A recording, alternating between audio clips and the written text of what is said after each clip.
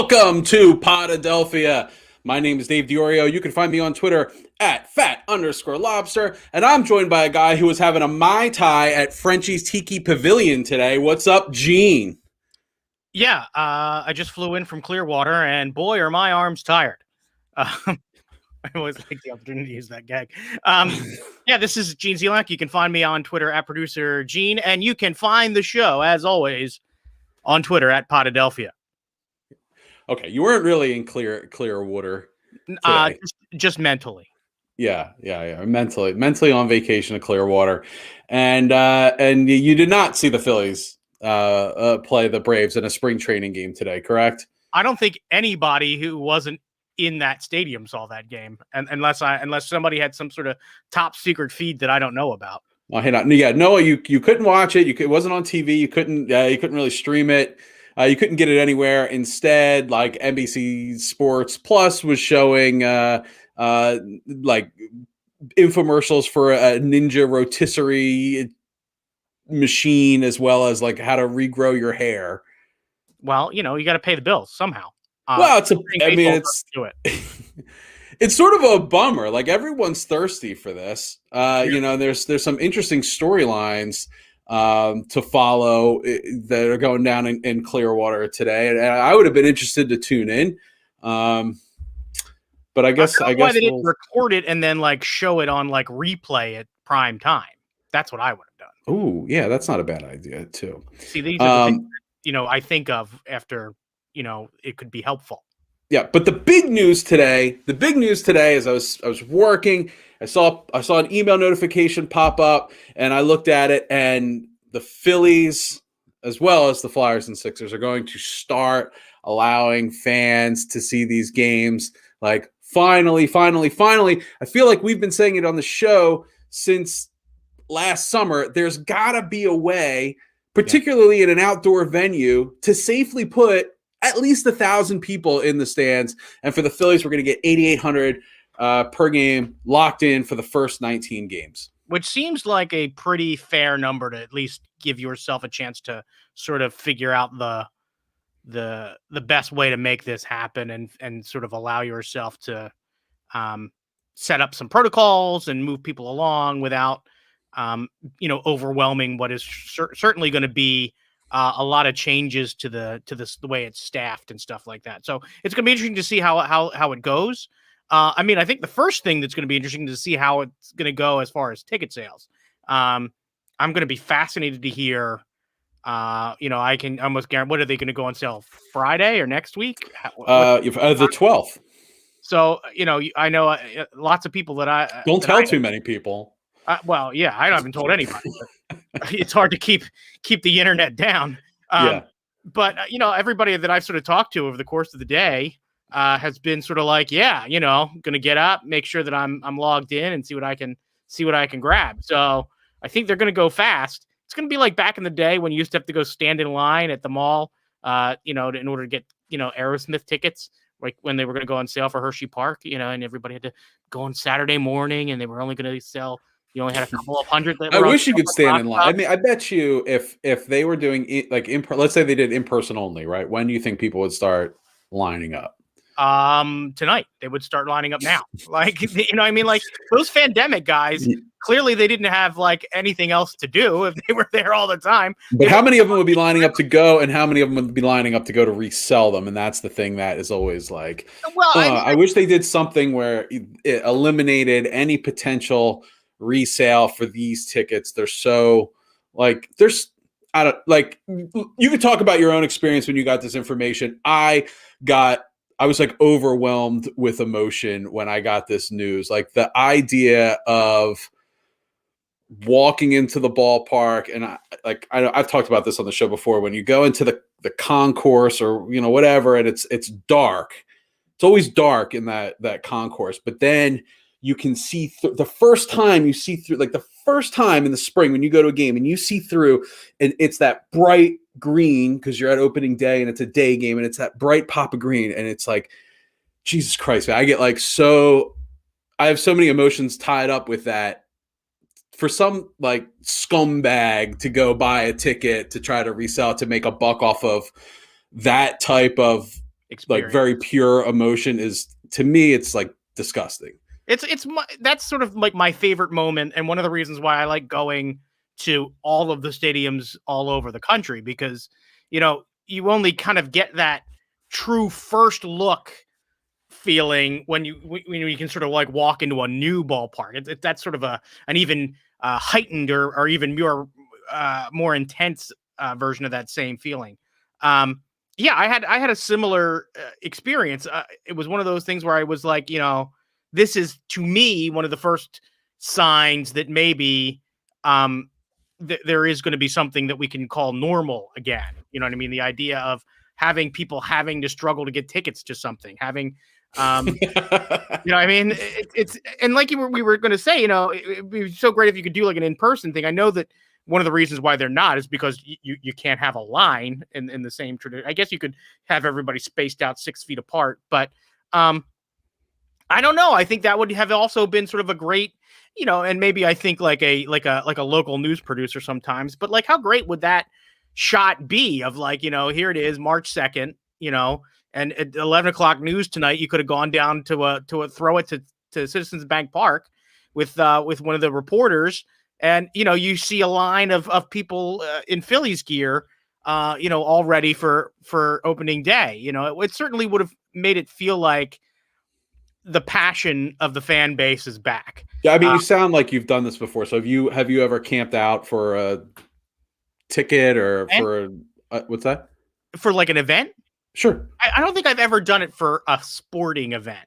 Or like a product. I've done it for concert tickets. Yeah. And, for that sort of thing. Yeah, and it's fun. I actually thought it was really fun. I mean, granted, I know, I had no life, but yeah, but like especially now, right? To think about, like, okay, let's say Phillies tickets were going to, you could go and you were camping out or whatever, and then you're surrounded by these strangers who, like, when's the last time you've been surrounded by strangers that, and you share this like intense love of this thing, and you basically just hang out with them all night. Like, that sounds awesome to me right now, where, a year ago I'd be like, it sounds like hell. I don't want to be sitting out, all night with, people I don't know. But it's something about that sounds very romantic to me, right? It's sort of the reason why I like sports. It's not it's as much that I get sort of caught up in the thrill of victory, and which you don't get a lot of around here. Sometimes it feels like. So, if you're into winning, you really should root for a different team than the ones that play in Philadelphia. You're going to get them like once a generation, it feels like. But one of the reasons why I think I hate some of the people that I do, and why I am a true deeply 5 for 5 say now, is because like there is no better icebreaker in like 99% of situations when you're out in public than to be able to talk about. I can't tell you the amount of times I've been in awkward social settings where I'm able to find some sort of giveaway, whether it's a Phillies logo on a tie or like a Flyers pin on a lapel, or somebody next to me that's got the game streaming on their phone. It's like a lifeline to be like, oh my God, thank you. I can actually have a conversation. I don't have to sit here with my thumb in my rear end enduring whatever social event I'm having to endure. I can actually talk about, I can talk about sports. And certainly it's what has carried me through almost every event I had in my own family. We are all diehard sports fans, and it's the thing that has sort of allowed us to sort of bond over, that, the last game we went to, when we're going to go next, what's happening literally in the TV in front of us. So the fact that could be coming back, where you're going to be seeing people and be able to talk to them about the games, not just you and I, and being virtual about it, I think that's going to be something that I'm really excited about. Yeah. Well, I mean, like, what do you think it's going to be like? We haven't gotten to experience this in Philadelphia, where nearly every other city has already been starting to allow fans into. Well, there were some at Eagles games a little bit, but I think it's one of the things that I think was mostly with Eagles fans with Eagles games was, since that's such a huge season ticket base, I think it was mostly season ticket holders that were the ones going to those games, or people that received tickets from season ticket holders. or bought Sure. them from season ticket holders. Sure. I don't know if that's how it's going to work with the Sixers, Flyers, and Phillies. I don't know if they're going to be offered to season ticket holders first, or I'm sort of surprised, and maybe this is the cynic in me, that the other part of the announcement today was we're going to have 8,000 people at every Phillies game as long as you buy the 19 game ticket package where you get have to buy them all. You can't just buy one. And I would be curious to see how many people would have done that. Probably more than you think. But yeah, I think the experience is going to be, at first, it's going to seem strange because we're going to look at the stands and they're still going to seem sort of empty. I don't know if they're going to have like a mix of real humans and cardboard cutouts. I don't know if they're going to sort of pen people into like the lower bowl or sort of truly scatter everyone throughout the entire stadium. I hope it sort of does away with the canned crowd noise. I sort of would like to hear the real crowd noise. It'll be nice to see just fans and, somehow talk to fans during the broadcast. I don't know if they'll throw it down to whoever's going to be the new person that's going to be in the stands. I don't know if they're going to find a way to get, now that they're going to have fans in the stadium, get Greg back. Bring Murph back. Bring Murph back. Now you're going to have a reason to have people in the, fire up the Fanavision. It's back, baby. So I'm sure they won't have Kiss Cam. I wonder what's going to replace that. And people are going to start to actually get a real look at new Fanatic in the flesh, which will be interesting to hear what some people who get to actually experience the new Fanatic in like living color, how that's going to vibe. I think it's going to be worse in person, frankly, but we'll see. Hey, real quick, shout out to Sean Hayes of the Whip Around podcast, who I believe is watching us live on Facebook, who's asked if I'm going with the goatee version of mutton chops today. So I don't know what I'm doing with this. Kind of a ongoing COVID facial hair experiment that goes on in my household. Hulk Hogan thing going. Like if you really like, we could convert to that. Mm-hmm. Pretty easily, brother. Yeah. What do you think food is going to be like? Do you think everything's going to be open, or they're just going to have like one sad, lonely hot dog stand where you can get a $4 hot dog or something? This is my thought. I would bet that what you're probably going to have, especially considering at least for the games when they're fairly limited, is you may have a lot of things opened if they're going to have food at all, which I think they probably will, at least at some capacity at some point, maybe not right away. I think what you're going to see for the smaller capacity games is you'll have to order it on your phone and have somebody sort of run it out for you. Like when you're in the Diamond Club or whatever down there. Yeah, that'll sort of become the thing. I mean, you're going to still have a lot of people like your Aramark folks and your ushers and stuff that are still going to be there, but there's going to be less fans. So they could theoretically, people are just going to have to understand it may take a little while to get your hot dog to you. But what about the boxes, like those luxury, like they should be open all the time, right? Like if you own one of those puppies, you should be able to use that every game, right? Well, in a lot of cases, those things are sort of shared. Corporations will buy, they'll have a partner in the boxes. If you ever do the tour and you walk along that row, you'll see on those home run plates in the front of them, a lot of times you'll see multiple companies. But I mean, look, you're in an enclosed, if the company want, hey, here's you and your spouse or whatever want to go to the game. Here you go. It's an enclosed box. Yeah. You have your own little balcony area. Like that should be open like all the time, right? They never should have stopped that. Right. I guess it was one of those things where they didn't want anybody to sue the Phillies.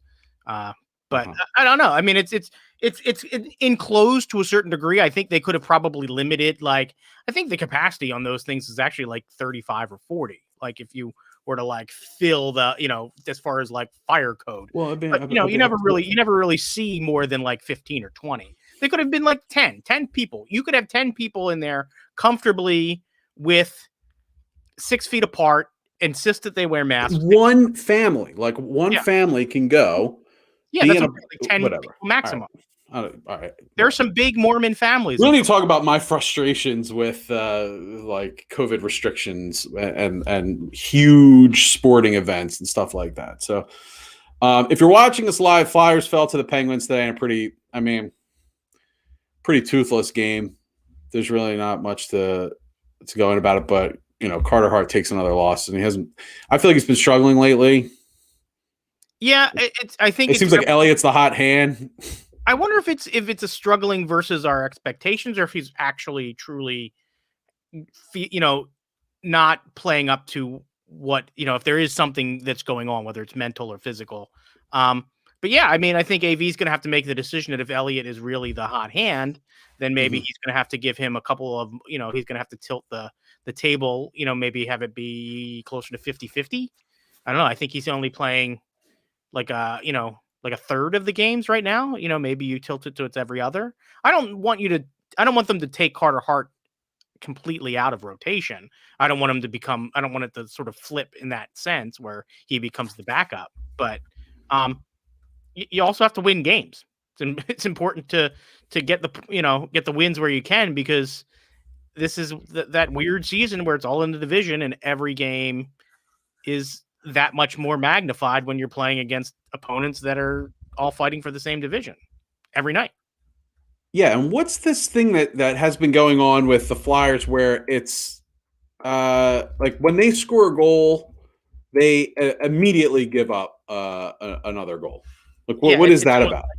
It's almost like they insist on having it be dramatic immediately, or they are incapable of maintaining their momentum from shift to shift or from goal to goal. I don't know what's going on.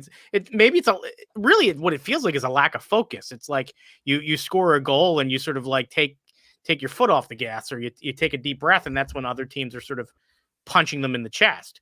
I don't know. It's not a good way to play. It's a concerning trend. Yeah, it's not a great philosophy, if nothing else. But so did you hear about this trade? They covered it. Not trade. I'm sorry. This bet that they actually covered it in the broadcast today between Carter Hart and Tristan Jarry of the Penguins. I guess they are off-season workout bros. Yeah, that's don't skip leg day.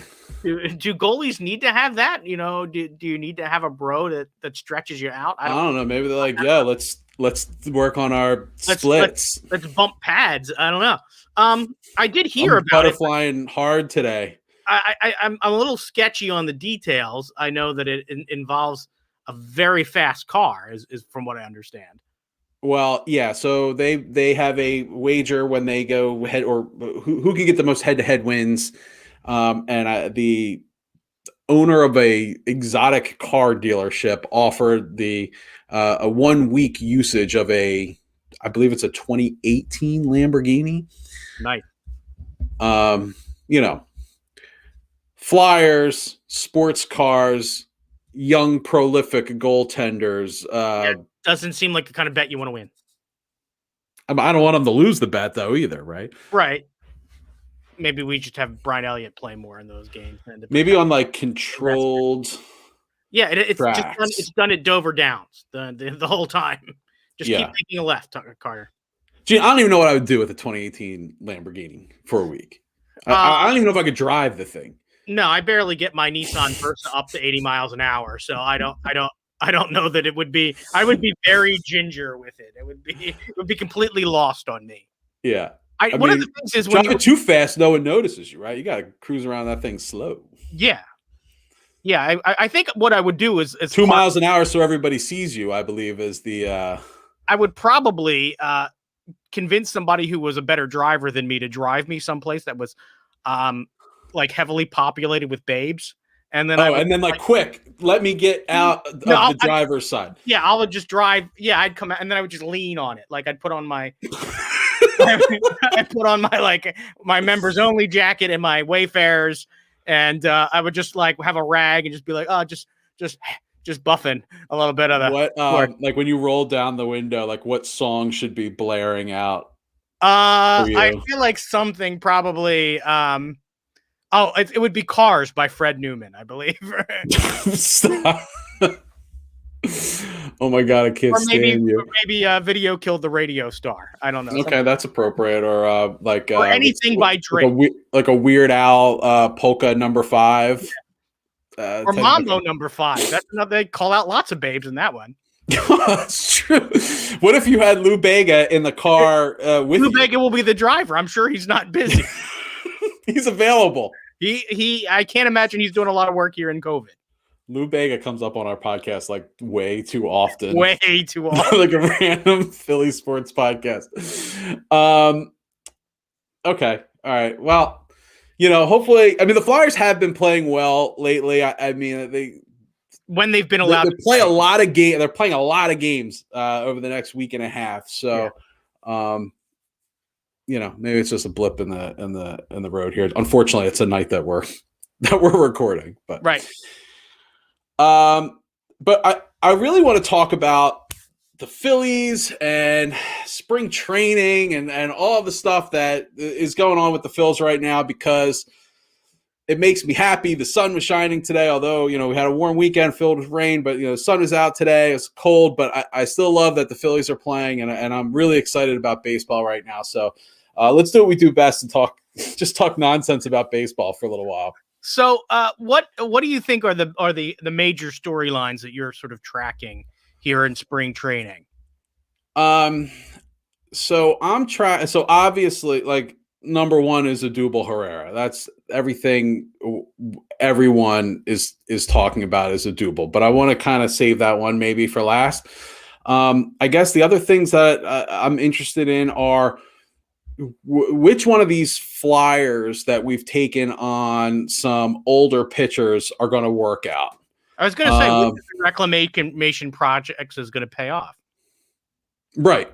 And like Ivan Nova looked terrible in the I don't know, was that the first game? Yeah. He pitched the first game, and then it was Nola, and then Wheeler pitched today.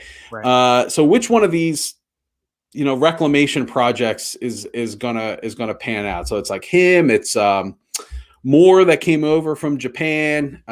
Chase Anderson is the other one. I'm not sure. And then you're gonna throw in Spencer Howard in the mix and see who's gonna fill out the tail end of this bullpen and the rotation, and in what order. Once you get past Nola, Wheeler, Eflin, who I'm really expecting a monster year out of Eflin. Like, I'm feeling Eflin vibes like in my fingertips.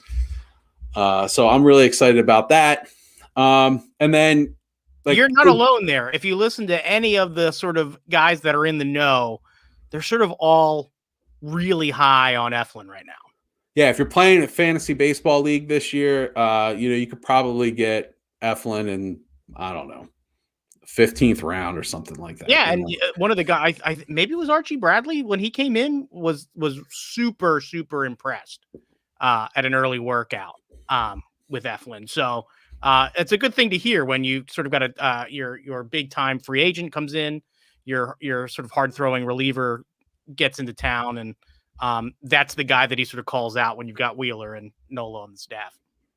Yeah, and that's kind of like that third starter. It really is, if you can get two aces and then a third starter that can really, go above expectations, that's the difference between making the playoffs and not making the playoffs. Right.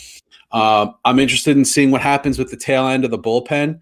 Mm-hmm. Because I don't think they're handing Archie Bradley the closer's role. No, I don't either. And I think, what they've been saying here now, which has sort of become, I don't know if it's the party line in baseball, or if it certainly seems like it's been the party line with Phillies managers lately, is, they're looking at who they want to use in the high leverage situations, whether it's the sixth. Are we going to go to the, who's the closer, which basically means I'm going to use this person in the most critical spot in the game. If it's the seventh inning, I don't like that. I don't like that either. I don't think guys that make their money as closers like that either, because you know what stat you don't get in the sixth inning or the seventh inning? You don't get a save. Yeah, you know what I mean? Or certainly you don't get those down by one run or up by one run. But you could get a hold, Gene. Yeah, hold guys. You know who led the league in holds last year? I do not. No, you don't. Neither do I, and I'm not going to look it up because I really don't care. Him, but you wouldn't have to pay him as much as the guy that led the league in saves. Right. Chicks dig the save. They do. They don't dig the Just hole. ask Billy Wagner. Do you think he would have liked to get some holds? Absolutely not. that rat. Team Pat the Bat all the way. Yep. Yeah, and then let's talk about Odubel, El Torito. So refresh my memory. Did he have a similar sort of tryout last year, or is this the first time he's been allowed anywhere near the big club? No. So they used basically COVID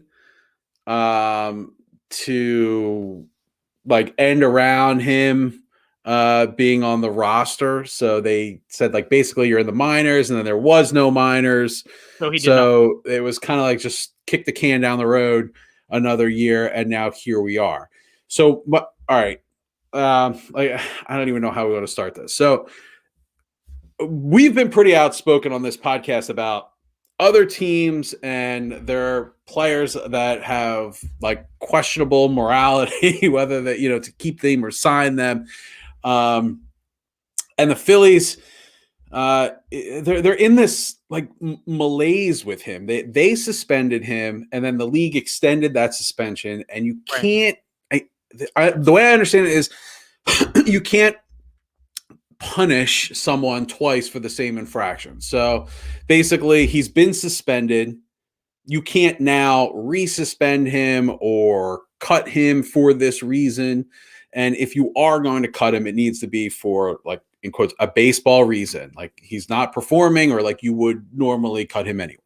Well, clearly this is not something that the NFL does, because on either side of the argument, the NFL just seems like they have a completely different set of rules, where you can just kind of cut anybody for whatever reason, don't have to rehire them, punish them however you want, or you know what, don't punish them at all. No, well, Gene, that only happens if you kneel for the national anthem. If you choke out your girlfriend, I think those visors, those coaches wear, somehow hold down the horns because they really don't care. It's just will this help me win a Super Bowl in any way? I will mortgage everything. It doesn't always work out though. So yeah, but sometimes it does. Andy Reid. So, but who is this person that decides? If the Phillies said, look, forget it, you're cut. We're not dealing with this anymore. We don't think you're performing up to expectations. You're cut. We're just not dealing with this. Who is the person that comes in and says you didn't cut him for a baseball reason? Yeah, I don't know if that's sort of a self-policing sort of move. Well, now here's the thing. Now he's playing. Okay, he's played today. Right. Okay, went 1 for 3, had a stolen base. Yeah. Girardi says, "Oh, it looks good." Right? Yeah, and apparently he played decent defense. We can only go by stats. He may have looked like shoeless Joe Jackson. We won't know. Well, Gene, tune in for a 7-minute long Sportsnet Central tomorrow morning. Mm-hmm. All Odubel. Yeah, all Odubel all the time. But now he's playing. Yeah. And if he outperforms everyone for this center field position, which is where there is a serious deficiency in the Phillies lineup. Yeah. There's no reason why he is at least equally in this conversation, because we don't have a lock center fielder right now. He's going to make the team. Yeah. You realize that the Phillies have laid all the groundwork here for you to get this out of your system now, come around, and then just start to accept the fact that he's going to be your center fielder. And it sounds to me like everyone's on board because they had all these opportunities to do something about it before now. And they're just in it now. What did he say? Odubel said, I know some people are not going to forgive me. I understand that. But I spent the last 2 years earning my girlfriend's trust back, and I'm grateful because she forgave me. Now I would like to have the same opportunity with my teammates and our fans. Love, Odubel Herrera. Yeah, it rings hollow to me. You know what I mean? I just don't. I don't like the optics. I don't like having to root for this guy. I have sort of emotionally checked out on him a long time ago. I thought that the suspension and everything was absolutely warranted, and I don't understand why we are sort of bound. Pay the guy's contract, fine. I mean, I get that, but I don't understand why we are sort of bound to have him make this roster. I think that there should just be no question. There should be some sort of a moral. You should be able to say, like, morally, we just don't want this guy in our clubhouse. The baseball reason is we don't want him here. I've thought a lot about this today, and I think that there is a big difference between in the mind of the fan. If it's someone on your team that does something like this. Now, let's not forget, he choked his girlfriend in an Atlantic City casino to the point where you could see like the hand marks on her throat. Right. Now there's a difference between, I think, someone on your team doing that, and then you have to, you're basically held hostage. Like, he is on your team. What can you do? Versus a team that says, okay, this person has either paid their debt to society or did their dues. They deserve another chance. Let's bring them back. So I think he should go to another team. I think that would be best for everybody, because I have a problem rooting for someone like that. It's going to be really hard when, it's the ninth, we're down by a run, there's a runner on second, Odubel's up to bat. And for me, that's a hard pill to swallow to cheer for him. So do you think it would have been easier if everything had happened and he had been, I don't know, like a Pittsburgh Pirate, and had been removed from that team, had been cut by that team, and was now trying to make it on our roster? I think that would have been an easier guy. I would have been against it. I would say, don't bring in a guy like that. But I think for the fan base as a whole, you didn't live through the story as it happened. Right. You may not have that level of familiarity with it. Right. And then you can rationalize yourself into, okay, let's be like the second chance guys. This feels like we have let's just use this guy. Everyone will come around on it. I don't know. Maybe I'm talking out of both sides of my mouth with this one.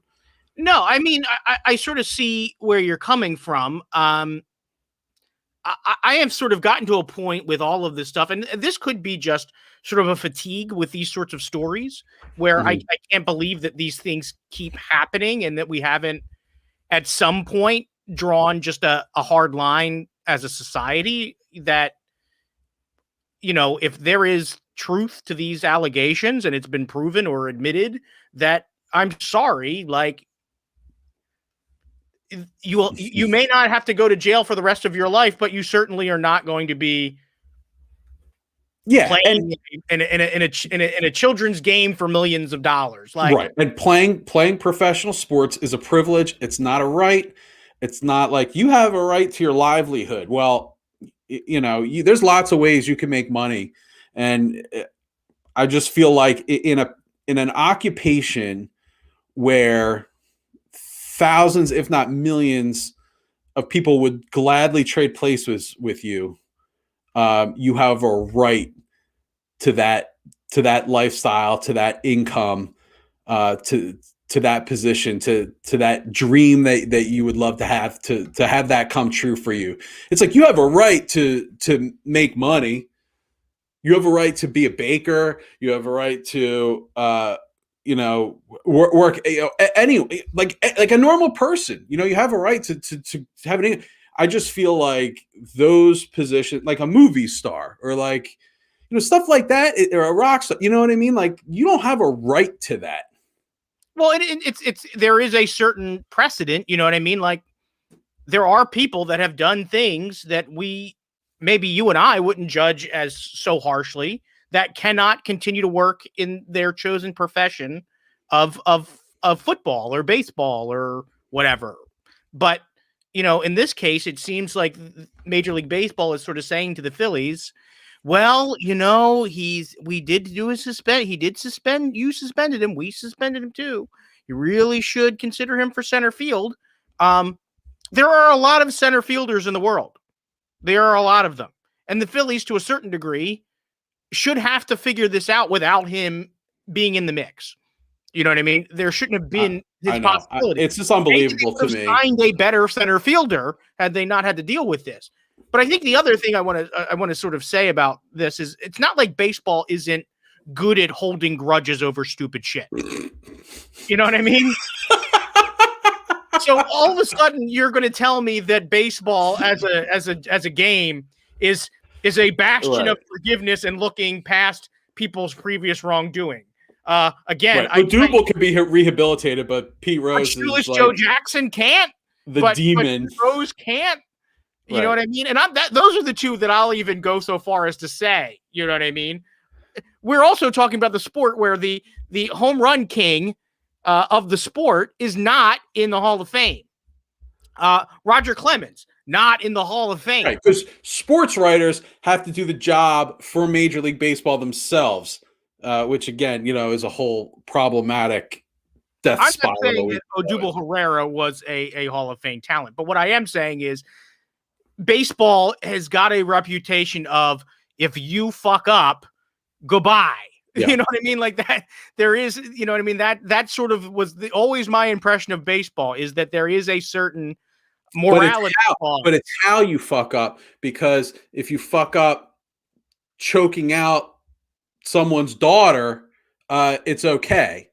But if you place a bet on a game for your own team to win, it's not okay. If you do stuff to, help yourself be better at the game, it's not okay. I don't even want to talk about whether I agree with that stuff or not, but I think everyone knows where we stand on it at this point. Yeah, I know that if you were to, maybe the other side of the argument is if we were to open up the record books and talk about things that like Ty Cobb did or all of the racist for sure crap that went on for 100 years in baseball before Jackie Robinson broke the color barrier. I'm not excusing any of that behavior by saying that I don't think that morally we should allow people that commit assault and battery, not only on their girlfriend, someone that they love. I don't think you should have anybody who commits that against any other person involved in the game of baseball. I think that that's a pretty good standard to have. So, and I feel like I would have felt the same way in 1922. So, I don't have a Ty Cobb jersey hanging. To me, it's just, I mean, oh my God. It's just so, it like twists my brain into a knot to a point where I have, a headache and I can't function anymore to think that Colin Kaepernick basically got blackballed from a sport because he knelt for the national anthem and teams and owners didn't want to deal with the public outcry or protest or controversy associated with that to have him be a quarterback of your team. But all these teams will take these guys who are domestic abusers and just deal with it for a chance at a title. Right. I can't understand it. I can't understand it. Odubel Herrera. We're doing this for Odubel Herrera. When he was playing, everyone was frustrated with the guy. Yeah. Before we found out about any of this, everyone was like, this guy's a bonehead. Right. Yeah, he was and not. Now we're going to deal with this for this guy. Right. Yeah, it's not even like, this guy will get you a title. No, he's not. It's like this guy who batted 200 in the second half of his All-Star year. That guy, we're going to do this for. Okay. All right. Great. Just so I understand. He's basically a replacement level center fielder. It's sad that the Phillies don't have another replacement level center fielder or better that can just clearly. Adam Hazley went yard the other day. Whatever. I'm, right now I'm a pretty big Adam Hazley fan. I would much rather Adam Hazley just outright outplay Odubel Herrera and end the conversation that way. Like, I've got no problem with him just slugging his way past Odubel Herrera. I mean, Roman Quinn's the fastest guy in major leagues.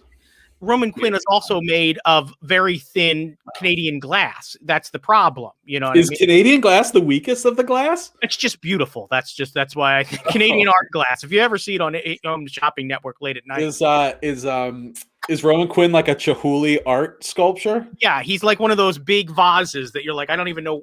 Their plants don't have stems long enough to fit in these things. Roman Quinn, you're a big vase. You're a big vase. And then, how short is everyone's memory, right? When it comes to this kind of stuff. And there's just one public service announcement before we move on. I want to give to all baseball fans. The Astros still cheated. Do not forget this. So COVID robbed you of the opportunity to boo the shit out of those guys in every stadium they went to. Okay. Don't forget, and you can still do it this year. So I want Yankee Stadium, even with limited capacity, when those guys come through, boo the shit out of them. When they go to LA, boo the shit out of them. And don't forget about the guys who changed their teams. Because I believe Springer on the Blue Jays now? Yes. Yeah, as far as I know. Don't forget that roster. We should post it or something. And just remember, when those guys come through to town, you have an obligation as a baseball fan to let them know that they're cheating bastards, and you remember. Yeah, no, I feel like this should be extended. You know what I mean? Like, maybe if they had done the whole year last year with full stadiums, maybe then we could move on. But I think with all these conditions that we've sort of had to live through, I feel like it should be like open season for 2-3 seasons to just look. Less fans in the stands means more people can hear you on TV. Yeah, I expect to hear some individual insults in Yankee Stadium, frankly. I want to hear trash cans, the whole nine. Don't let it go. Don't forget it. Yeah, the one thing I appreciate about Bronx fans is that I know that they have colorful language, and I would like to hear every single one of those insults when the Astros play there. Yes, weave a tapestry of profanities. So we didn't talk about this last week, but JT Realmuto has a broken thumb, and he's got a really cool like glove cast thing that he's been rocking. Have you seen it? It sort of looks like one of those things that you sort of use on a motorcycle. And he broke his thumb blocking a pitch in a bullpen session before full camp even reported. Yeah, it was pitchers and catchers. Gene, what is the dumbest way you've ever injured yourself? Oh, I can't use the T-shirt cannon joke you used last week. Oh God, no, that's up there though. But I feel like I didn't subject myself to that. My mom was vacuuming and the phone rang, and she didn't unplug the vacuum cleaner.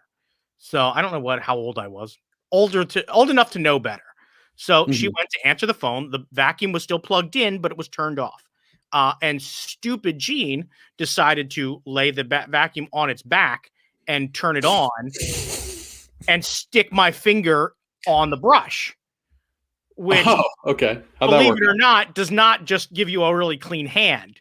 It slices your palm open because it's going a lot faster than you think it is.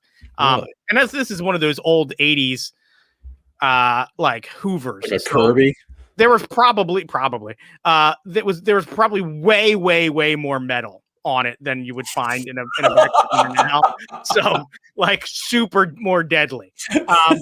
So whoever my mother was talking to, that conversation was ended very abruptly by like a death like shriek that as blood I believe spurted like against the wall like a crying man. Yeah, so that's got to be right up there with the dumbest ways I've ever hurt myself, as in literally being like, I wonder what it's like if I shove my hand inside of a vacuum cleaner that's running.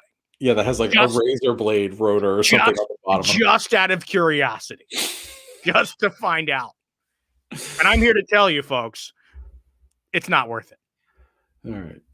So that's my thing. What's the dumbest way you ever injured yourself? It can't be that dumb, can it?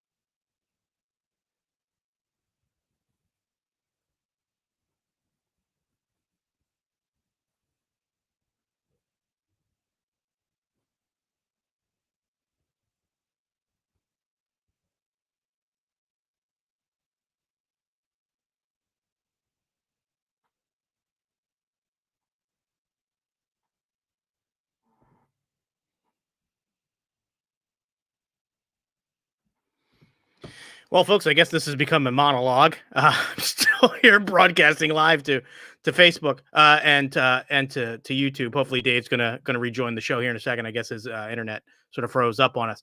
But as we were sort of talking about, we were talking about various sorts of injuries. I'm going to flip over to the what is this? The comments. It looks like my good friend Tim is still here. So thanks for letting me know that I'm still live as I was chatting with Dave to find out what the hell happened to him. So, so hopefully Dave's going to rejoin us again. We were talking a little bit about JT Realmuto's thumb injury. And here's my take on having, I mean, it's one of those things you don't really hear about in baseball so much, having guys go in for this sort of, the pitchers and catchers, you would think that this would be when you were most safe in the game of baseball, if you're a pitcher or catcher, being there for the spring training. But hey, I guess fluky things happen when you practice, and a guy like JT Realmuto, who certainly has been catching for a long time. So he ends up breaking a hand. From what I understand, the timeline is still that he would be back in time for, and here's Dave. Dave, what I was saying was, the timeline for JT Realmuto is still that he would be available for opening night or opening day. Have you heard any different, anything one way or the other that he wouldn't make opening day? And does that concern you that he would not have gotten any true spring training under his belt after the amount of money we've sort of paid, to have him back? No, no, it's fine. I just thought it was, we had an unfortunate rash of injuries with the Zach Wheeler zipper gate. I don't know. It was just frustrating with the whole, sign JT. We signed JT. Shit, he broke his thumb. It was just a bummer. I wanted to hear an amusing anecdote from you about something dumb that I would do to myself, because you can pretty much count on me.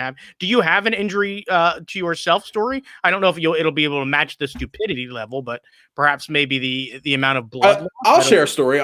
So I was, it was when we were in college, and we went to school up near Bethlehem, Pennsylvania, and it was snowing, which it often does there, and Bethlehem is a very hill-ridden town, mountain. Yeah, I mean, that's putting it mildly. It's basically on a mountain.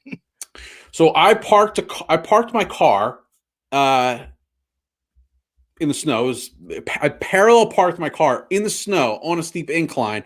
I put the parking brake on. I got out of the car, and the car started sliding down the hill. Oh, Jesus.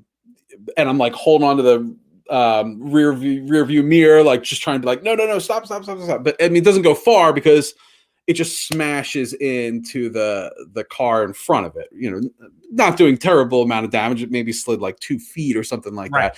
And then my heart dropped. Yeah. And then my heart dropped. It was oh my God, if that car starts to slide now, the whole thing's going to become. I'm just going to get my car and drive away, basically. You'll be on Action News. That's the thing that happens.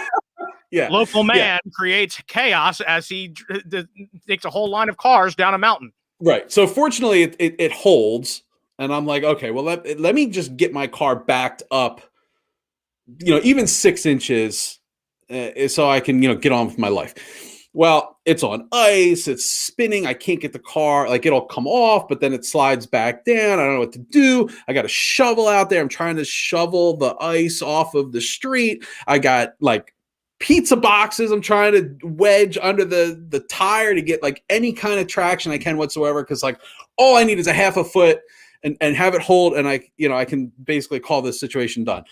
So I'm shoveling, I'm using pizza boxes, everything. I finally get it, and I'm so pumped that I was able to figure this out that I threw the shovel in I did it, and then I threw my back out. And I was laying on the sidewalk. I had to crawl into the house. So that was pretty. And then dumb. you're laid up worse than you would have been Yeah. you sliced your hand in a vacuum cleaner. So Sure. yeah, I guess so. Yeah. yeah. But these are things that we've done when we've been very stupid. So Well, we've got 10 minutes left on the show. And so we have to bring in our special guest. It's been a long time. Welcome back to the show, Riverboat Gene. Yeah, and usually when this was an audio only podcast, I could get away with not having to do a costume change, but you need like one of those, imagining one of those like hats they have in those at Disney World. Those like guys. Yes, yeah, like the Dapper Dans wear. Yeah, the straw. Yeah, you need one of those. Next time I'm in Disney World, I'll just mug a Dapper Dan or something. And it's funny though because when we do Riverboat Gene, I do the voice. I don't know why. I'm not even sure where that voice came from. It sounds vaguely like somebody that would be doing a barking, like carnival barking on a riverboat. I don't know. Yeah. Step right up. Gene's got some over-unders for it. That used to be the way you'd have to make bets, would be on boats that were just outside of state lines. So, it's not that far off. All right. So what I did was I put together 5 over-unders for the Phillies this season. Okay. This is sort of one of the things we've sort of traditionally done on the show is leading into the Philly season, we sort of do over-unders. I don't know if we did it last year or not. There was a lot going on last year. I'm going to take notes because I want to. Yeah. No. I want to keep track. Please do, because I always end up losing these things that I write them down on. Okay. So, 4 of them are tied specifically to, like baseball statistics, and one is sort of a wild card. So, I love a wild card. Yeah. All right, what do you got? Just like Trivial Pursuit. So, all right, the first one I have. Okay. 10 win pitchers on the Phillies roster. I set the over/under at 2.5. Okay. 2.5. All right, I see what you did there, because you're basically saying, do you believe in Zach Eflin? That would have been if you're believing in Zach Eflin, I think that's the guy that would be your third. I don't think it's Vinny Velasquez. Right. And that's kind of Zach Eflin's really your only hope. Yeah, I mean, unless they bring in somebody as another starting pitcher that we haven't heard of yet. Yeah, so I'm actually going to take the under on this because I feel like I don't have a pool of 5 pitchers that can go for this. Really, it's Eflin or bust. And while I'm really high on him, I don't know. I mean, 10 wins is fluky. If you said 10 quality starts, I would say okay. I'll but do it. I said wins. Yeah. So I'm going to actually take the under on this. Okay, all right. To under. Ooh, that doesn't seem like you're very bullish on the staff. Okay. 30 home run hitters on the Phillies roster. 30 home run hitters. Yeah, 30 home run hitters. And I set the over at 30 at 3.5. I said the over. Whoa. Yeah, 3.5 guys. Okay, I'm definitely taking the under. Really taking the under there, huh? 30 home runs is not easy. Like, how many times has Reese hit 30 home runs? I maybe once. So you're really looking at, I mean, Harper will do it. Yeah. Will JT get enough games to do it? I sort of think Alec Boehm will do it. Oh, that would be interesting. My 3. Reese hit 30 home runs in 2018. Yeah, I would take the under, but because I think it's right at 3 in my opinion. Well, he hit 29 in 2019. Yeah. So he might get there. So that's 2. Yeah, and I feel that there's a chance that Alec Boehm does it. So okay. I think it's right at. That's 3. Yeah, that's what I think. That's why I think 2. I think 2.5 should be your number. I don't know if 3.5. So I'm definitely taking the under on that one too. All right. But can JT do it? That'd be interesting. I hope so. That would be great. He would certainly be earning his money then. How about this? Total JT's high is 25 in 2019. Yeah. Anyway, okay, go ahead. Total wins, 81.5. Okay. Yeah. Well, that's the thing, right? 81.5. So that's what we're currently at. Basically, on the FanDuel we're right asking now. whether they're going to be a 500 or better team is what we're asking. Yeah. I think I'll take I really want to take the over. I think that they were basically there last year. We've improved the bullpen. By that, I don't know. Eflin's going to, in my mind, Eflin will take a step forward. I think that is enough to get us over 500. We do play in what I would believe is the toughest division in baseball. It's a lot of games against a lot of good teams, and the bad team in our division gives us trouble. It always has, which is always concerning. The fact that the over under number is 81.5 in my mind is problematic.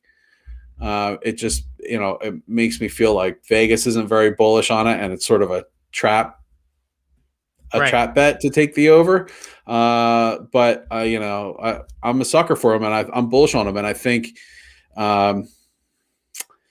it's almost like the Odubel thing is kind of plays into this, because I really felt good about the team. I feel like there's a lot of good dudes on that team. Like I really love sort of, I mean, I really love the addition of Archie Bradley. My company has another office in Arizona, so I talk to a lot of folks that are Diamondback fans over there, and man, they just do not shut up about how much they love Archie Bradley, not only the baseball player, but for the stuff he does for the community and like the kind of locker room guy that he is. So I was really feeling good about that addition. Yeah, and honestly, I think there's been some good subtractions in this year too. Yeah. I loved hearing from Bryce this offseason that the Phillies never told him to rein it in or, hey, cool it with the signed JT stuff or any of that. Makes me feel good about like his clubhouse leadership. Obviously, JT is good.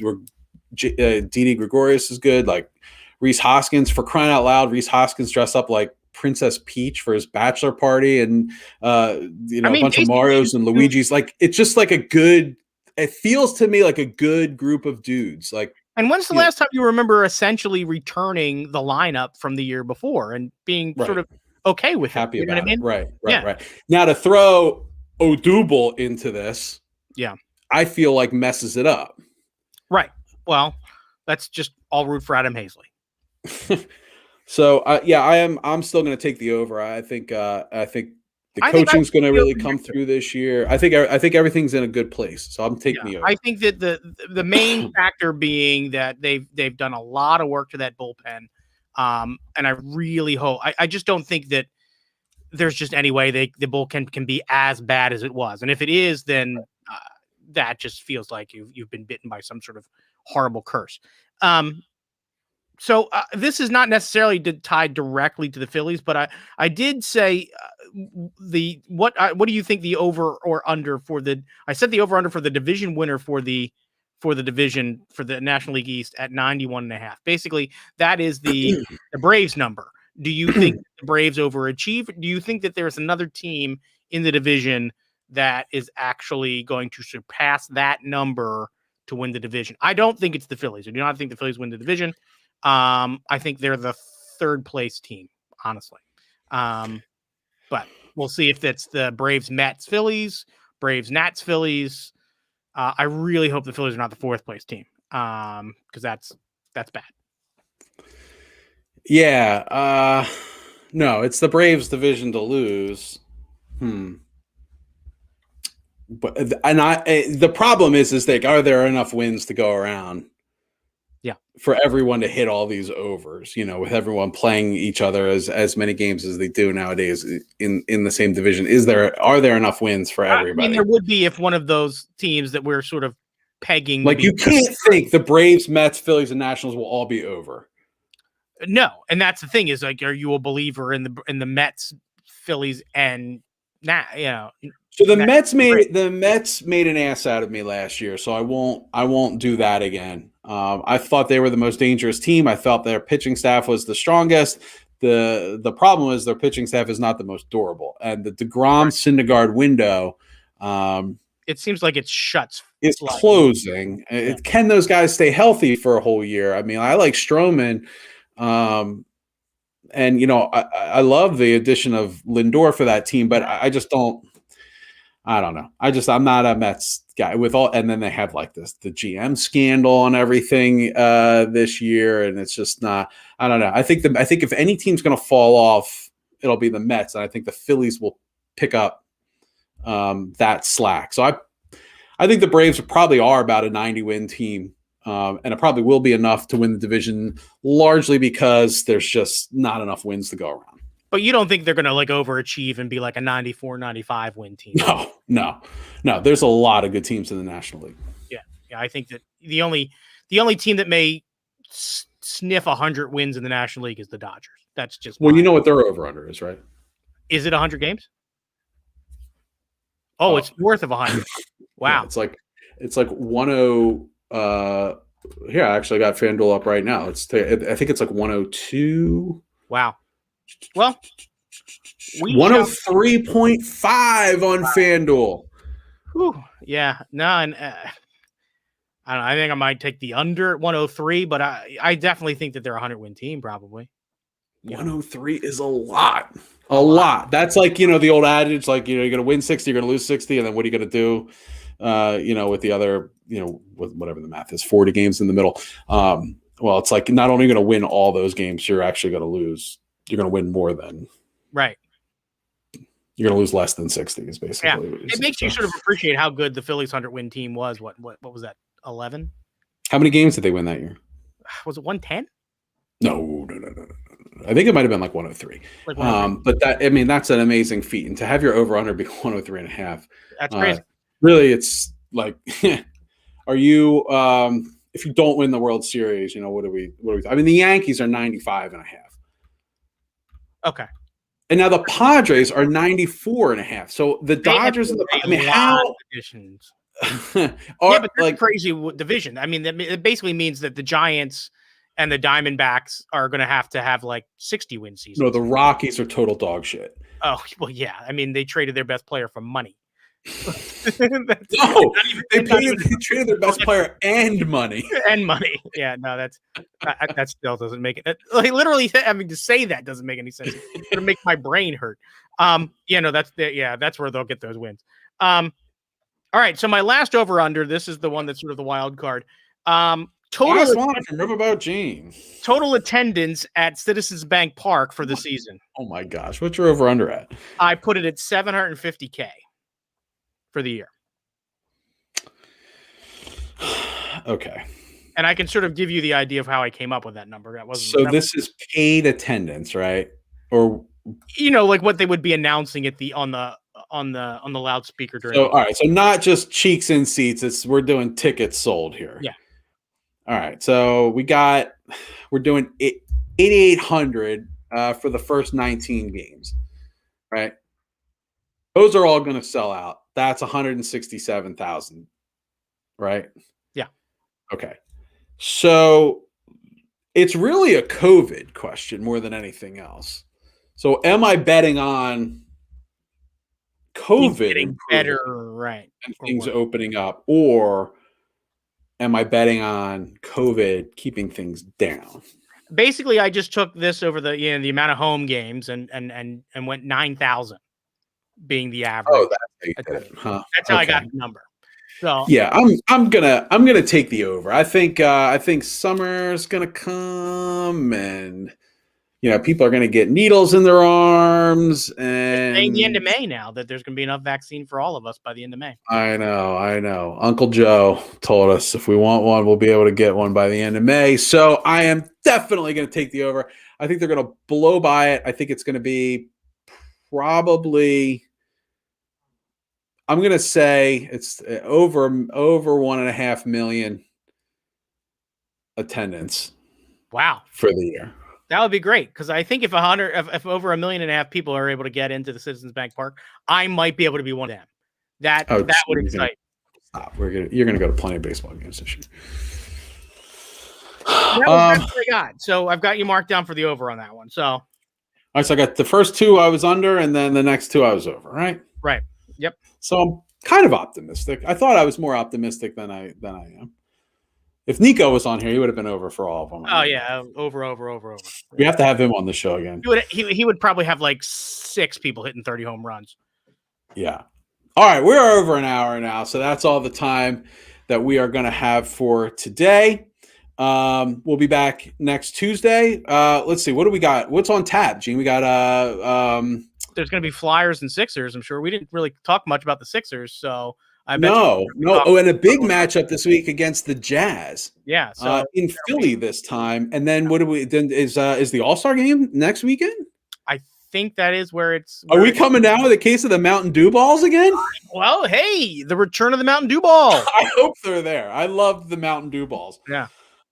So yeah, we'll have more spring training storylines, and again, our moratorium on talking about Carson Wentz continues. Yeah. We did not talk about the trade once again. I'm sure the whole city is fatigued talking about it. It's not even official until like St. Patrick's Day. So, yeah, I know we have Eagles draft is coming up. I don't even know when the date of that is, but it's got to be approaching quickly. Yeah, I think we're inside of 6 weeks. So we'll be back next Tuesday night. Be sure to check us out on Facebook, Twitter, Instagram, wherever you get your podcast. Remember to like, subscribe, rate, review, follow it, all the good stuff. Check out the Painted Lines for all your Philly sports coverage. We had a shout out to the Whip Around today. Check them out if you have any more time in your podcast listening day. We'll be back next week. Until then, have a great day at work, everybody. We are out of here.